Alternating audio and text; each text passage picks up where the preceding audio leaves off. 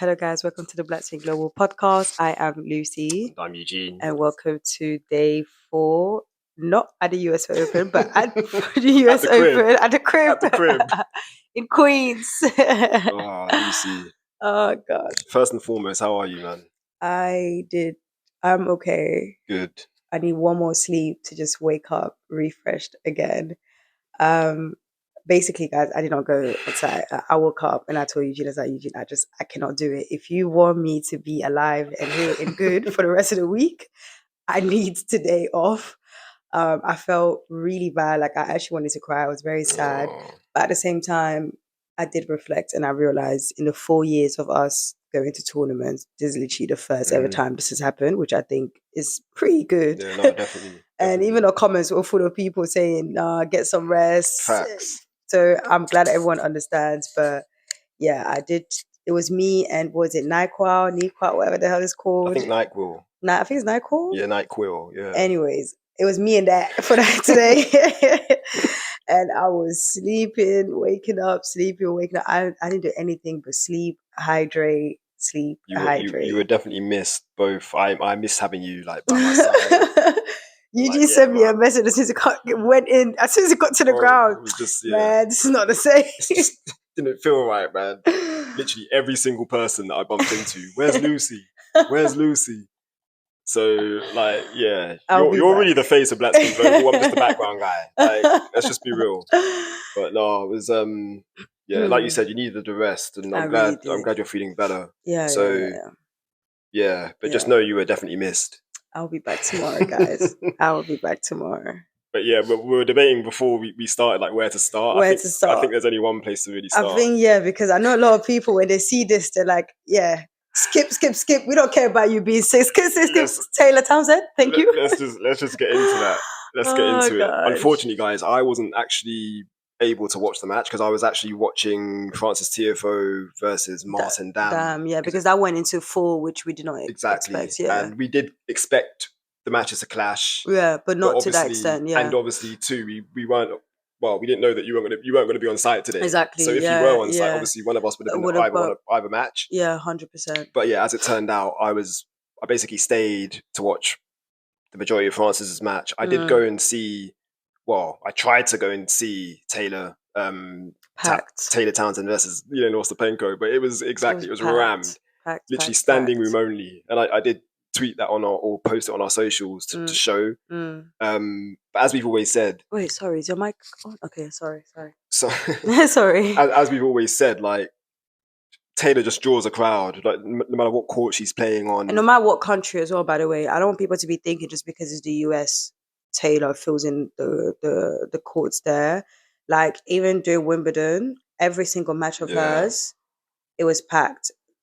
Whether it was singles, doubles, mixed doubles, like, she really brings in the fans no matter where she is. It's really not just a US thing. Facts, well said. But yeah, like, so when I took that picture, actually, she was actually a breakdown in the first set. Can't remember what the score was, but yeah, she was definitely a breakdown. But the crowd, obviously, her being an American too, playing in New York, this is a home Grand Slam. You can see they were into it. And clearly, it's things that you all know now how things kind of transpired.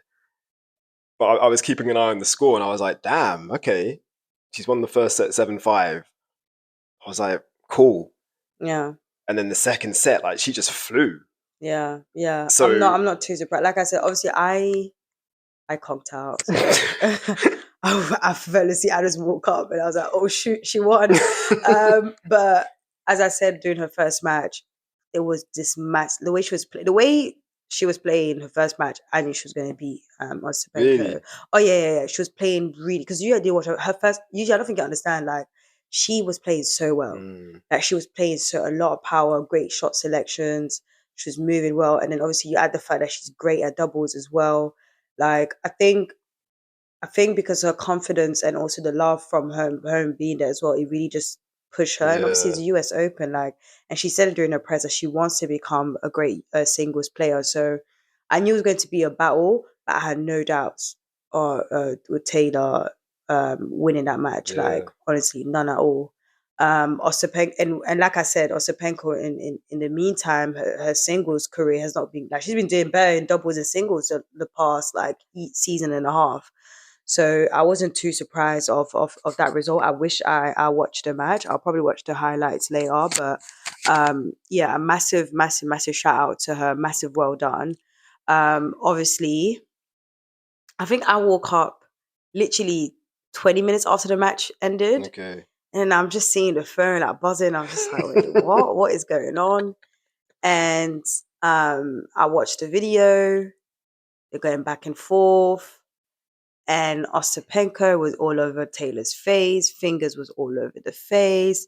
And you can repeatedly hear her saying, no education, no education, no education. As in Ostapenko is saying that? Yeah. To literally, Wow. there was another angle of a video of her saying that, while you have literally Taylor saying, you need to learn how to take your L, like just take the L, like you lost, that it is what it is. And then she was like, thank you very much, great match, goodbye. Like she was just smiling and she just went off. So sorry, what were you gonna say? The issue was, or Ostapenko took issue with the fact that Taylor didn't apologize for a ball that hit the net and then went over. And I would like to remind people that's not a rule. She's out here saying it's a tennis rule. There's nowhere in the rule book that says that you have to literally apologize for that. It's just, is it nice? Is it, like whatever? Yeah. But you don't. She doesn't have to. No, exactly. Apologize. She doesn't have to say sorry. I even feel like it's a stupid thing that we're even doing it, because we're not friends. I'm playing again. I have to beat you for me to go to the second round. Right now, even if we're friends, once we're on the court, we are not friends. Yeah. I'm here trying to beat you.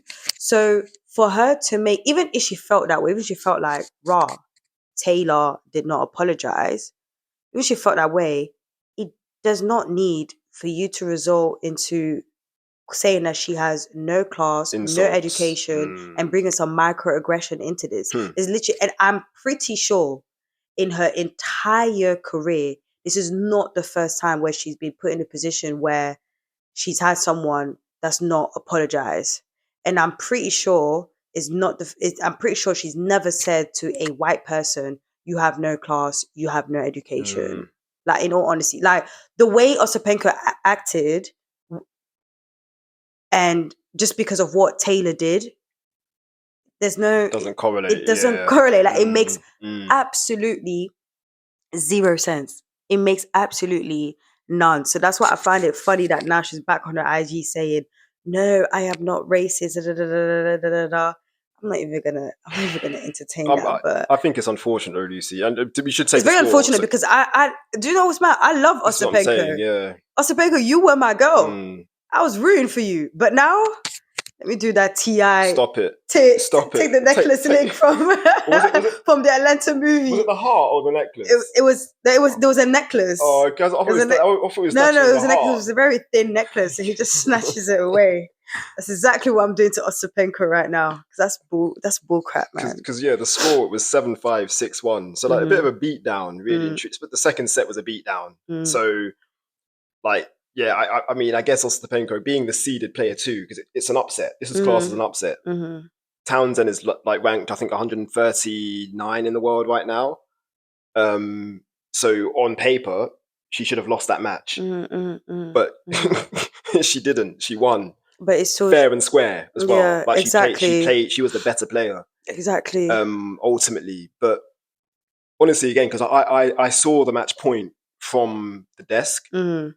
So, but I wasn't listening to anything. So when I saw there was like a bit of an altercation, I was like, hang on a minute, what's going on? I tried to put my headphones on, but then I was too late, like, because they kind of cut to whatever they cut to. Right.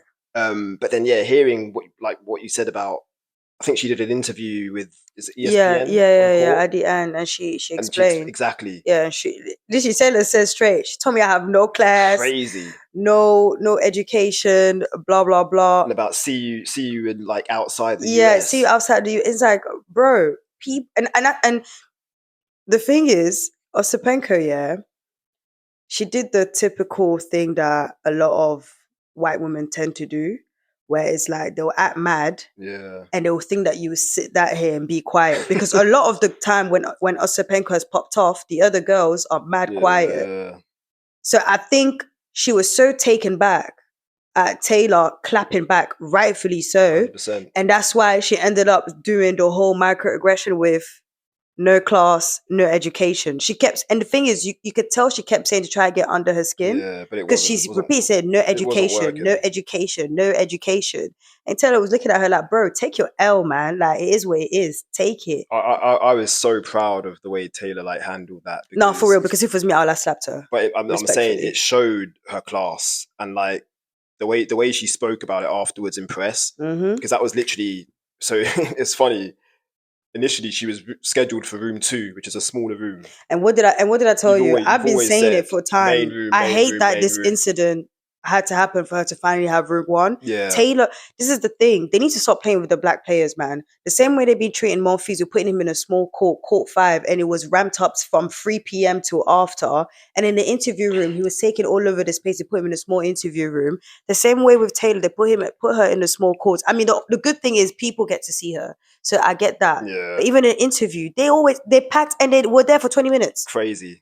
So put her in room 1. Crazy. It's but ridiculous. She spoke at length, like, and it was just, it was eloquent, considered, like, just very classy. All of the things that Ostapenko said, she accused her of being.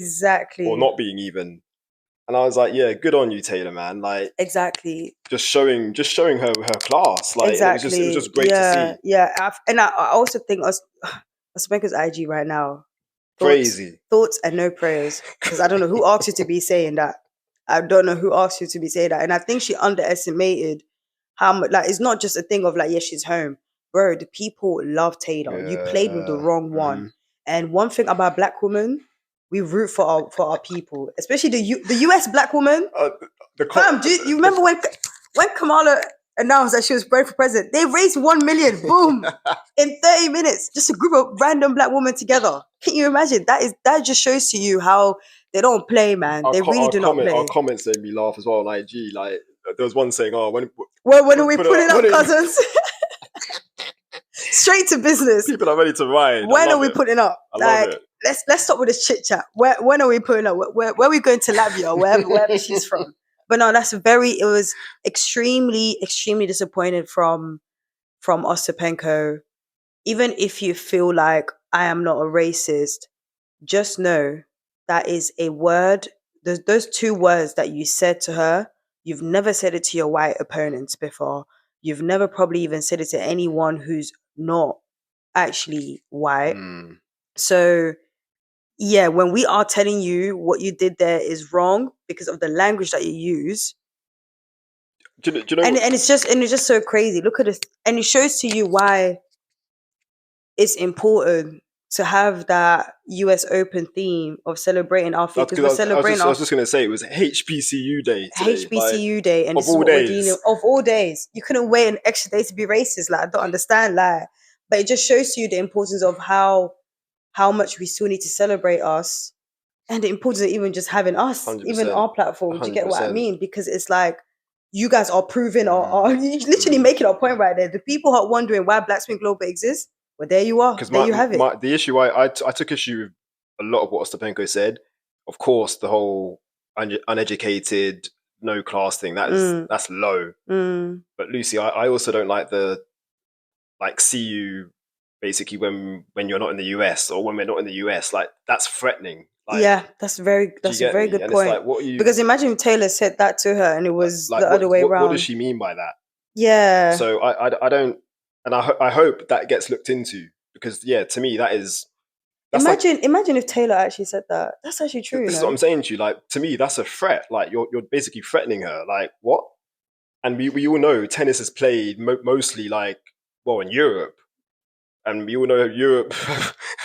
In terms of, yeah. But although there aren't that many tournaments, there are tournaments in Latvia. I think there's at least one. Well, number one, Ostapenko needs to focus on winning those matches before she talks about other matches. That's number one.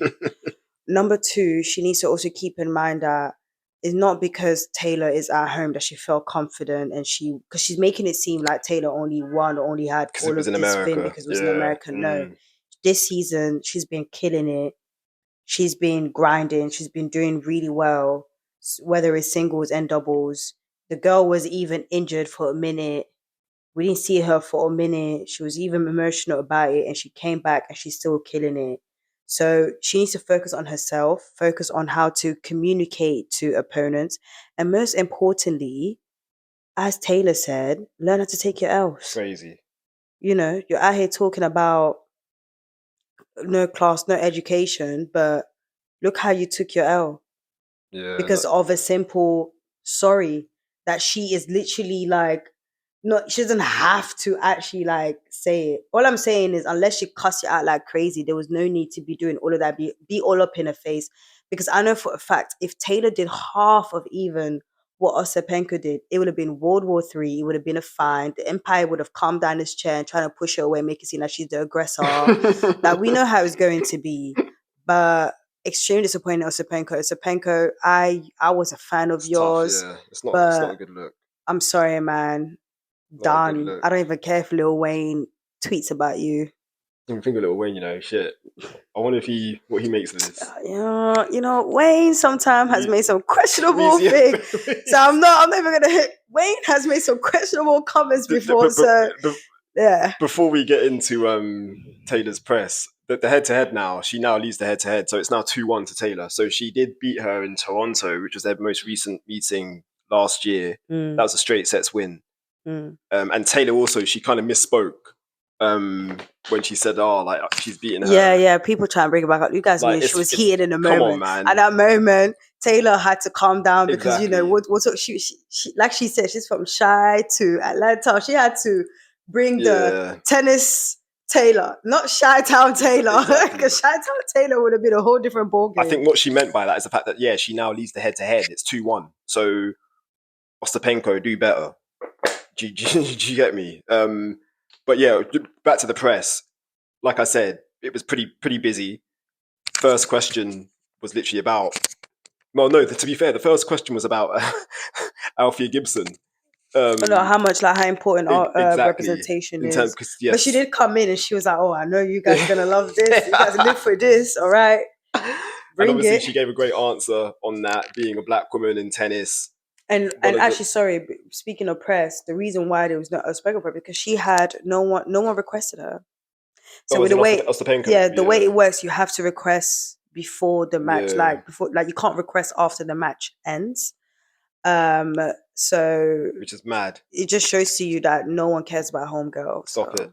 But yeah, the Taylor, like I said, she answered every single question with just so much grace and humility, and she could have easily kind of sunk down 100%. To Ostapenko's level and given her a piece of her mind basically. She kept it classy, and I was like, you know what, credit, hats off to you, man. For sure. That must have been tough. She's a lovely person too. Taylor is. And she really is nice. That's what also was baffling me. I was like, how could another pro say such a thing to such a because she's black. Let's just say it. She's black. Let's just say it. And next. The answer we were going to include now is basically Taylor was asked about the insult and how it kind of maybe would be portrayed in the black community and kind of I guess how she took it. And this is what she said. So that's a 2-part question. First, no, I don't know. I can't speak on what her intentions were. I can only speak on how I handled the situation. And how I handled it is someone who's upset about the outcome that occurred. You lost, and you're upset about that.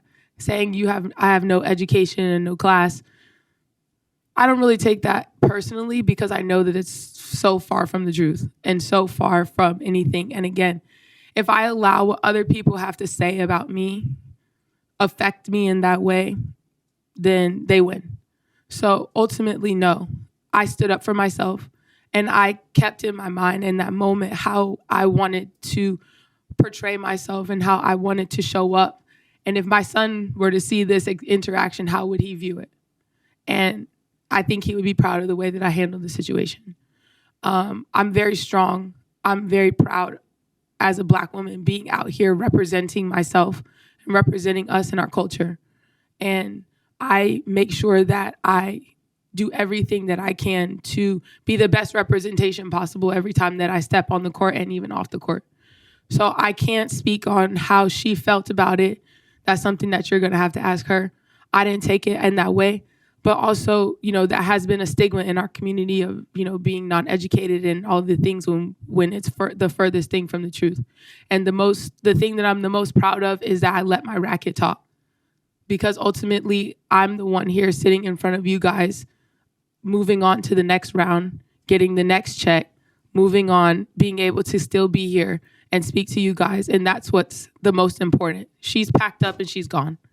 I'm here. And that's the only thing that matters. So whether it had racial undertones or not, that's something that she could speak on. But the only thing that I'm worried about right now is continuing to move forward through this tournament. I know that I'm a fantastic tennis player, and I know that I have a lot of things that I want to accomplish. And this is another stepping stone. It's another brick that I'm laying on my foundation, or on my road to greatness, And so ultimately, whatever it is that it is, I don't take any offense to it, but I'm really proud of the way that I handle myself. And, more than anything, if my son sees that, I know that he'll be proud of me as well. And that's what matters the most. Absolutely loved her answer. And shout out to the reporter asking that question, because, honestly, sometimes I personally do feel a bit scared when I like race related. Yeah. I hear you. Yeah. And I think it's also because there's nothing bad, but I don't want people to be thinking that's just. Yeah. It's very cliche. It's very cliche, exactly. And there's a lot of pressure on us. There's really a lot of pressure. I know there's a lot of eyes on us. So it's like we have to mix it up a bit. But I actually do prefer it when it's other platforms and other people that are asking those questions. But I also kind of like it when it's, other Black reporters as exactly, well. Exactly. Because she kept saying, like, she's representing for us, like, and she's speaking about us in terms of the Black community. And as much as sometimes I'm like, the kind of weight of expectation on Black players, because they are the minority, there's like there's added weight. 100%. Like, and that's not 100%. Fair. And those are the things that Althea Gibson, Arthur Ashe, they both spoke about. Zena Garrison, they all spoke about. They were like, yeah, it's a lot. But what I like about these players, the difference is that back in the days, there was only one of those places. When Althea Gibson was there, Arthur Ashe wasn't there, and then Arthur Ashe came. There's only one of those players. Now there's a massive group of them winning different generation.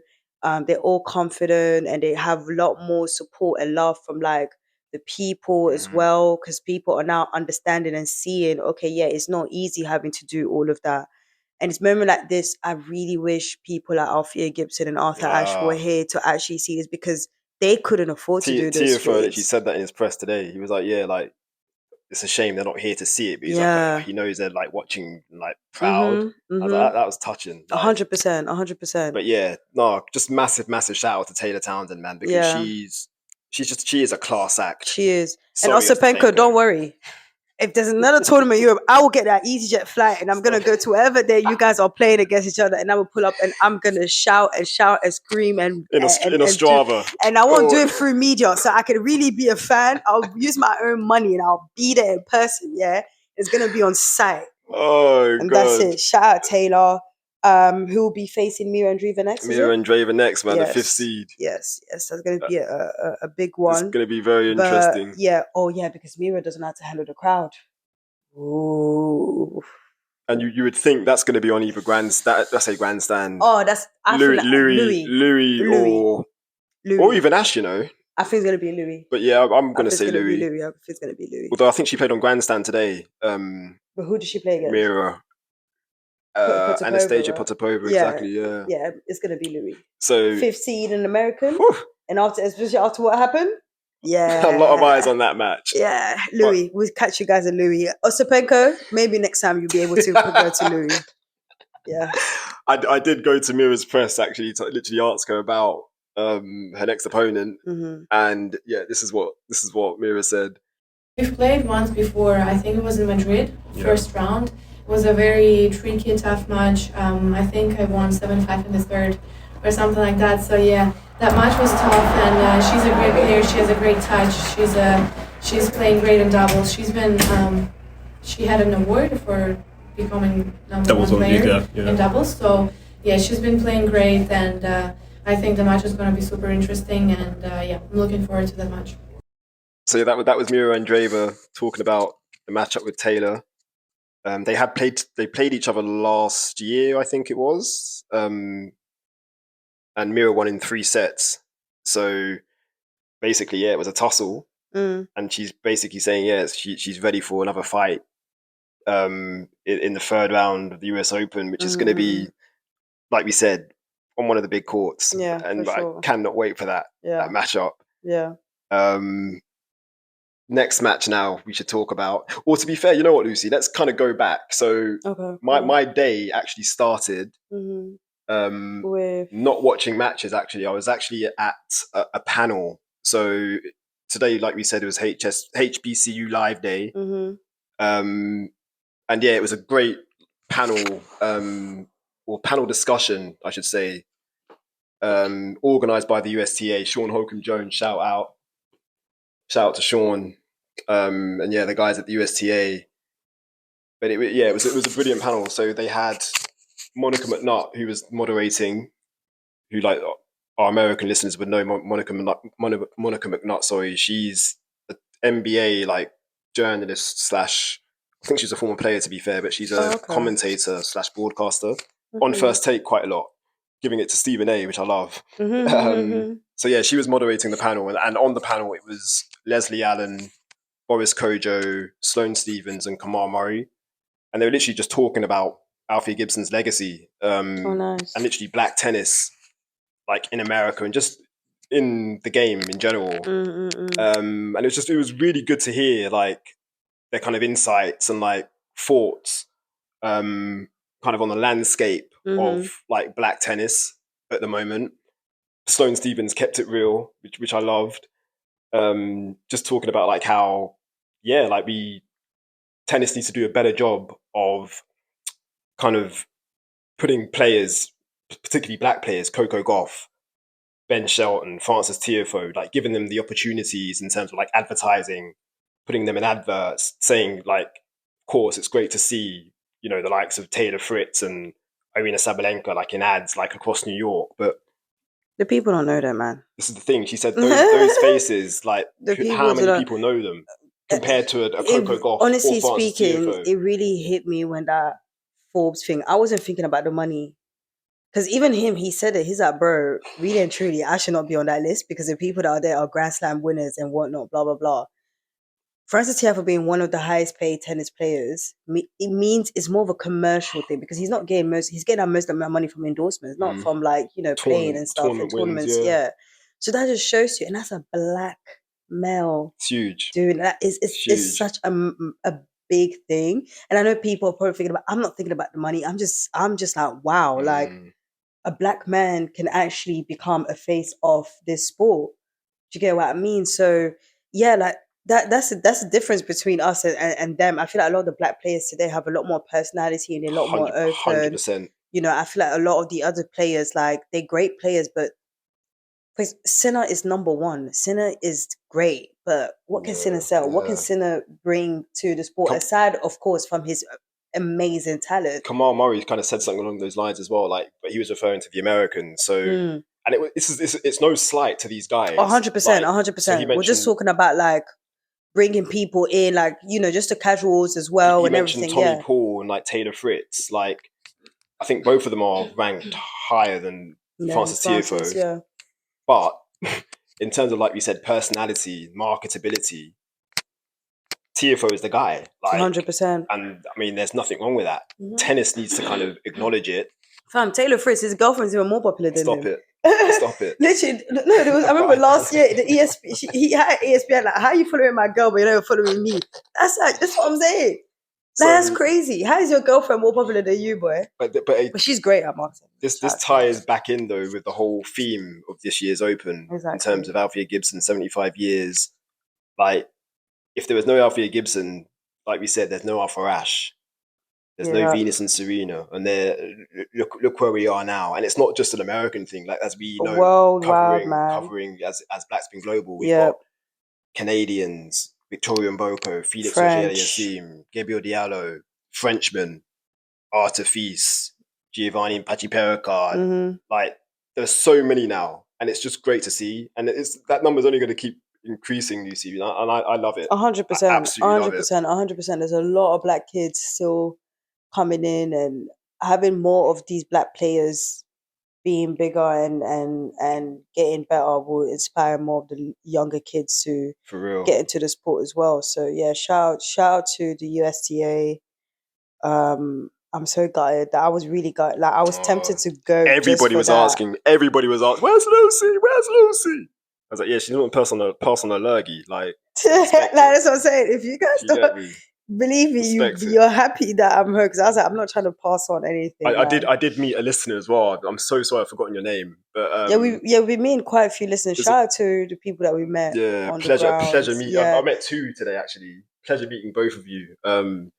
So yeah, you know who you are, and I'm sorry I forgot your names. Like, I've been all over the place today. Yeah, so as you can imagine, you're a one-man show.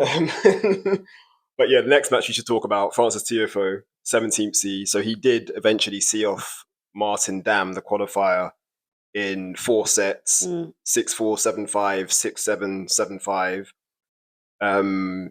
Tiafoe played really well, man. Like, looked pretty comfortable throughout. He did. Damm is he's a talent. I want to say he's 22 or possibly 23. So yeah, fairly young, but yeah, ranked in like the 400s. Massive serve. He's like 6'5". He's a big boy. Big serve. It's weird because on the screen, he's at 6'8" apparently.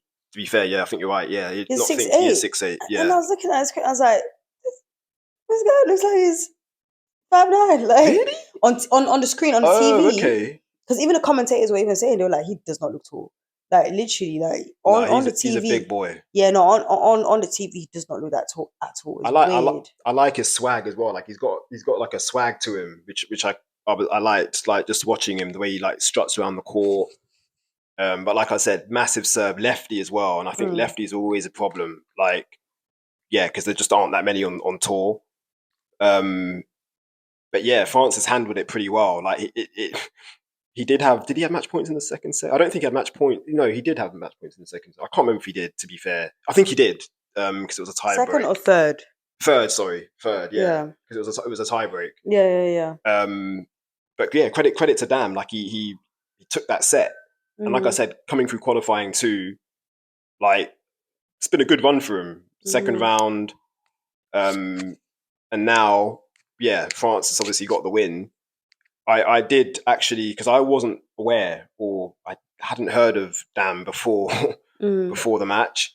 And I asked Francis in his press, like, basically what it felt like kind of playing, you know, someone who's ranked in the 400s that, you know, wasn't playing like that. And also, yeah, lefty. And this is what Francis said. I mean, he was our Davis Cup hitting partner a few years ago, and he's young, he's up and coming, he's had some injuries. Obviously, you know, his ranking, he's much better than that for sure. He's just got to get healthy and be able to play, like, full schedule and really go for it. I mean, I thought I played well today. He could serve great. I mean, especially at the end. I mean, he served great. I had some looks. I mean, he came up with some stuff. Like, it was pretty tough. I mean, but it's tough when the lefties can hit the off serves. When they hit the wide on the deuce and the tee on the ad, it makes it tough. Then you're kind of at their mercy. You don't know where they're gonna go. But you know, he played really well today, and the moment they get to him. So happy to see a young American play that well. Happy also he didn't get me, so it was nice. So yeah, I learned something new there. I didn't actually know that he was Francis's hitting partner during a Davis Cup tie.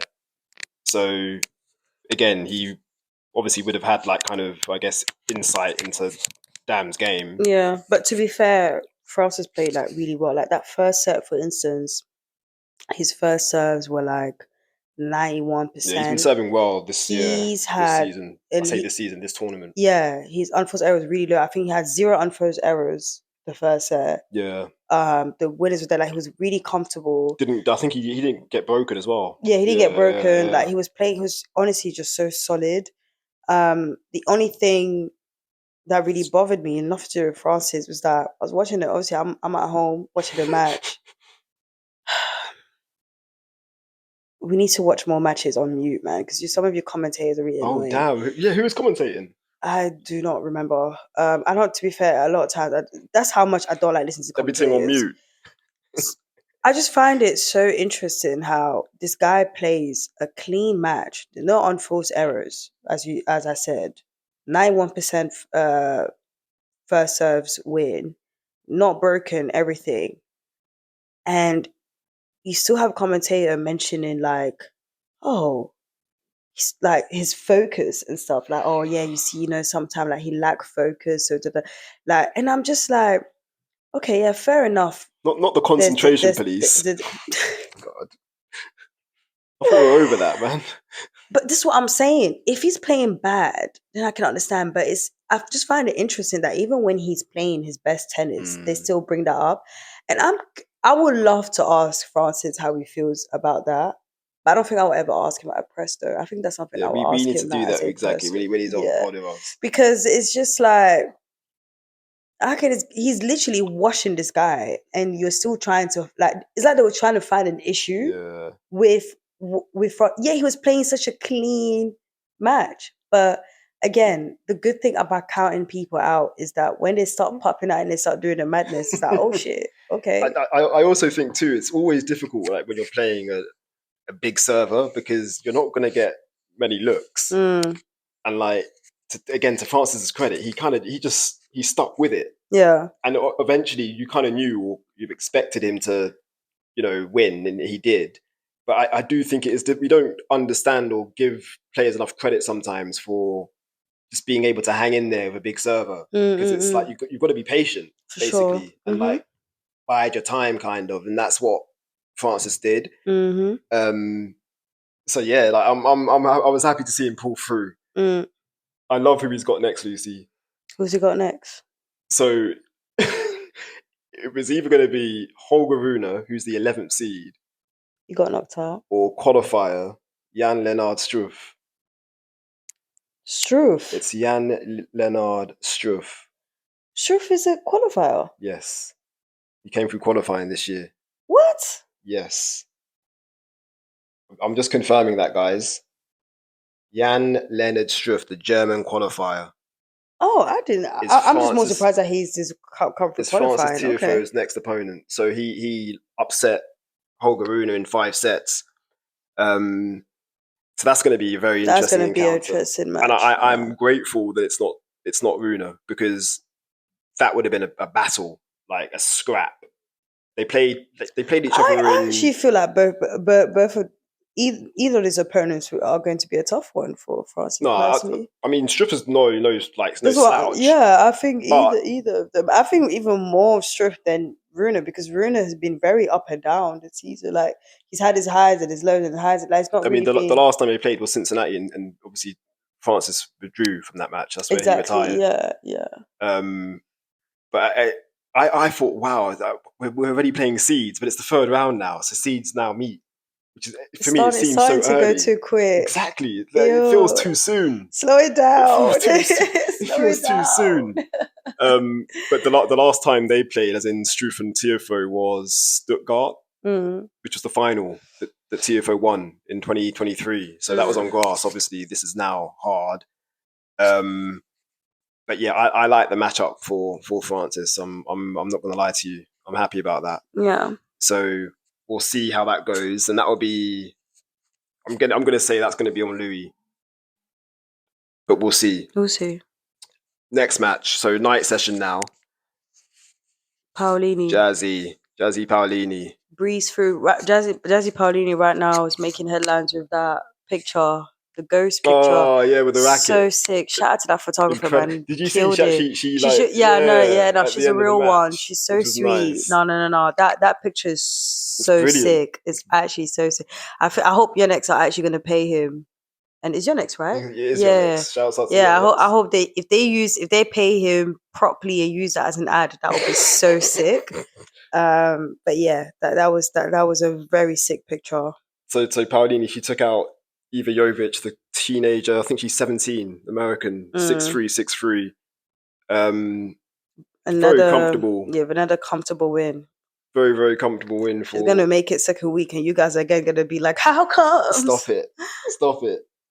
But yeah, she again. I'm not gonna lie to you. I wasn't watching a lot of the match. I was watching. I was in and out because I was basically I was in and out of press conferences, like basically running around. But from what I saw, she looked very confident. I did see the end of it because I got there pretty much for the end, so I saw the last game pretty much. And she broke Jovic to win the match. But I think just her level this year, because I posted how this is only her 6th US Open. And last year was the first time she'd made it past second round, I think. Yeah. So she just seems like just a much more complete player. Like, and it's just, I love that for her, man, honestly. Yeah. Going to her press, I did ask her about, playing at night, because it was her second night match in a row. She started on Sunday at night as well. And this is what she said. I don't know, I like it because of the outfit. No, I mean, I like at 7, it's good, better than the second one. So I knew already the conditions. Last year I played, I think, at the same time as well, the first round, and the atmosphere is really nice, so I like it. Do you know who you're playing next? Yes. Thoughts on Vondrousova? Yes, Vondrousova. What are your thoughts? I think she played really well, an amazing tennis, amazing hands, and it's going to be a tough one. Grand Slam champion as well, so it's not easy to play against her. Lefty player, but we're going to prepare the match. I know we have to raise the level, raise the focus to make a good match.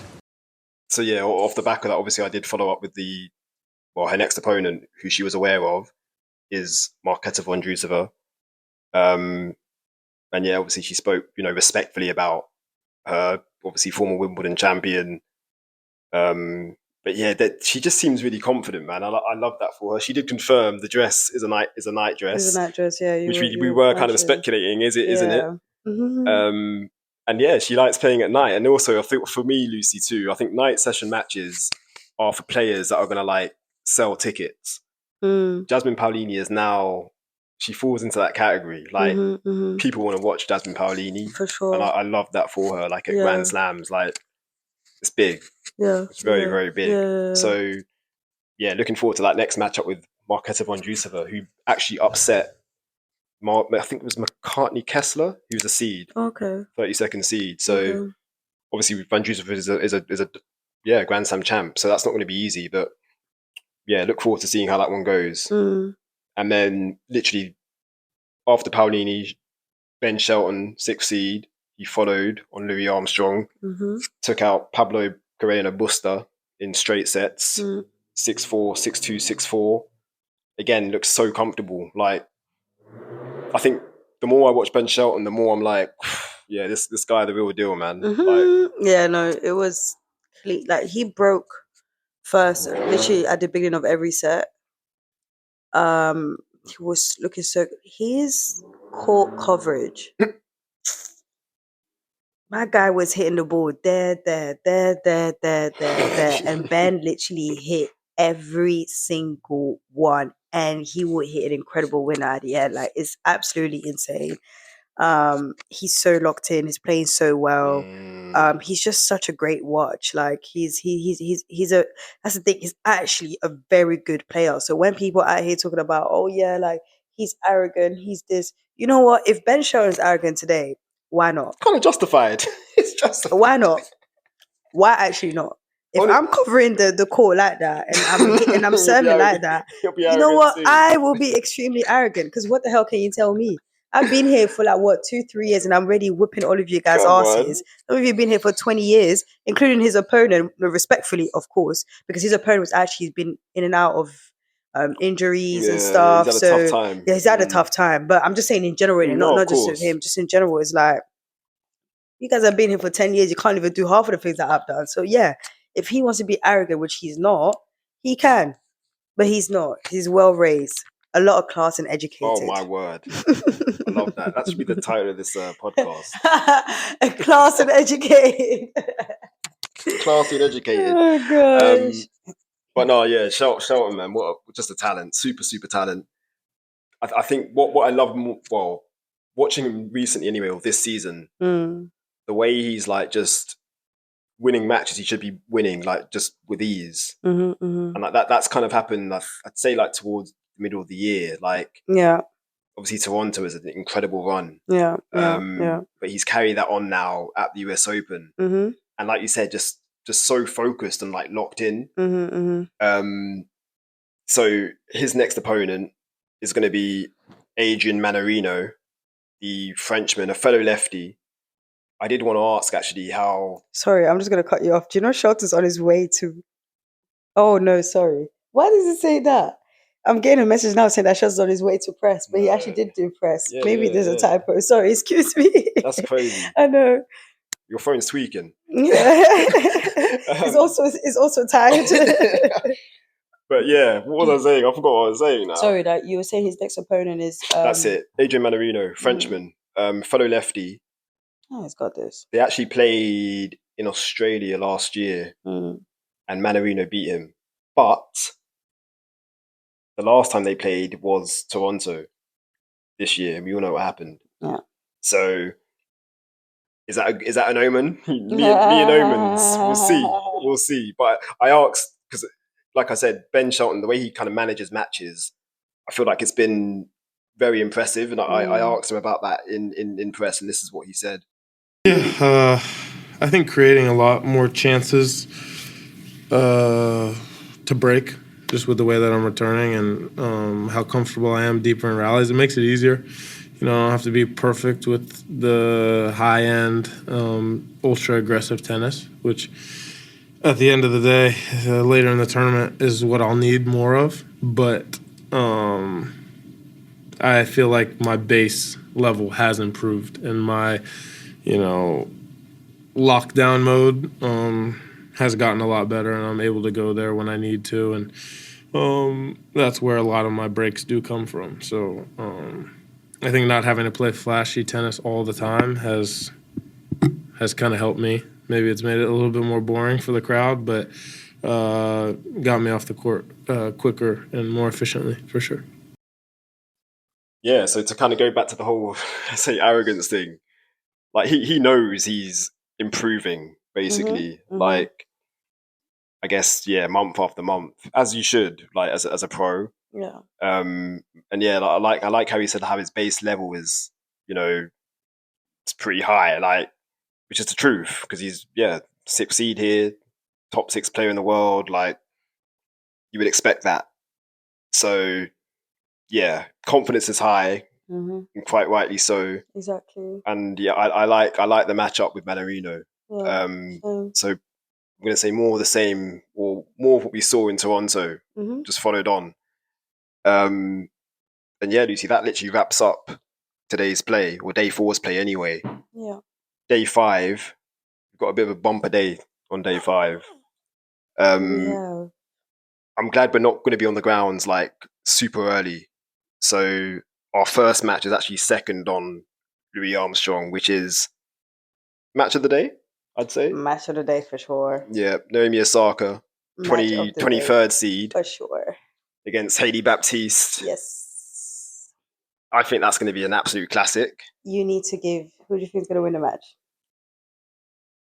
I think it's going to be an upset. I'm sorry. Wow. I'm actually feeling the same. Yeah. I think it's going to be an upset. I'm feeling the same, which I did not. I actually thought I'd be that's how I would have fought them. I mean, I watched both of their matches. I think it's going to be 3 sets. I think it's going to be 3 sets. I think if Hailey puts the nerves away, scary hours for Osaka. I'm not gonna lie, but we'll see. It's one of those. It's one of those ones as well. Whoever wins, but it's also the same with Osaka. If she puts her nerves away, yeah, scary hours for Baptiste. Like, yeah, but it's either way, guys. Watch that match, man. Second on Louis. I'm kind of glad it's not a night match as well. Like, I was more concerned of the court. As I was more concerned of the court than the time. I wanted it to be a night match, but my number one thing was like make sure that it's on Louis or Ash. Oh yeah, but I prefer the fact that it's even Louis because Louis is my favorite stadium at the US Open. The vibe is great. Even people who don't have tickets can just be at the top. Yeah, exactly. So yeah. We do have doubles as well starting tomorrow too, which we'll come on to in a bit. But singles, so Gabriel Diallo, he's also in action, so he'll play Jaume Munar, and that's third on court 17. Get our lick back. Oh boy. Felix Auger-Aliassime, he's back in action as well, so he'll play Roman Safulin, who obviously beat Jan Monfils in the previous round. That match is last on court 5, so that's potentially going to be a late one for us. And then, Coco Gauff is also back in action, so she'll take on Donna Vekic, and that's the first night match on Ash. Another night match. So, Coco. You guys are setting my girl up. I think that's going to be another bumper. Well, I say bumper. Yeah, that's going to be... Has that got 3 sets written all over it? Oh, yeah. 3 set. Coco's mom looking stressed. Honestly, because I obviously we didn't go to Coco's press yesterday. I did watch her press conference today, and I liked what she was saying about how the serve, like she switched up the motion, and she said the reason why like she wasn't hitting the ball as big was because of that, because she was more focused on the new motion, and I think she deserves a lot of credit. We've been saying it for long, man. Doing that literally midway through a tournament, midway through a season, and a Grand Slam. Exactly, it's pretty crazy. That's how you know she's a real ass player. All these people are just yapping. So yeah, man, more power to Coco. I do expect her to beat Vekic though. Like, yeah, I expect to beat her. I just think it's gonna be a battle. Yeah, and then doubles, like I said. So Venus Williams partnering up with Leylah Fernandez. And they'll play Hitchinok and Perez, who I think are the 5th or 6th seeds in the women's doubles draw. So that's on grandstand. So that's going to be, you can probably imagine it's going to be pretty busy. So yeah, guys, that wraps up our day 4 pod. Lucy, wait, is that day 4? Is that day 5? Tomorrow is day 5. And that's all we have. Yeah. Shit. Yeah. Oh. Second round now, like yeah. Oh, I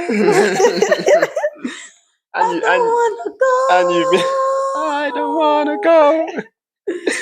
Oh, and you missed the day, but I missed the day. No, big Mr. Lucy, shout out to you though, man. Honestly, thank you. Because right now it's 2:00 in the morning and we're podding. It is, and we're podding. What the hell?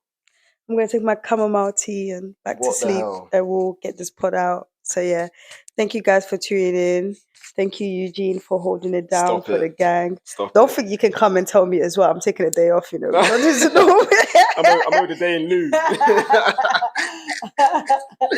But no, thank you guys. Thank you for understanding as well, guys. The comments have been really dope. And really sweet. Everyone's looking out for you on the comments as well, saying, "Oh, Lucy, get well soon." I'm coming back stronger for you guys, man. One more sleep and I'm back. But yeah, massive thank you. Make sure you keep on tuning in, liking, sharing, rating, guys. That will help us so much. Get merch, get everything. If not, keep on enjoying the show. And we'll catch you at day 5 at US Open. Take care, guys.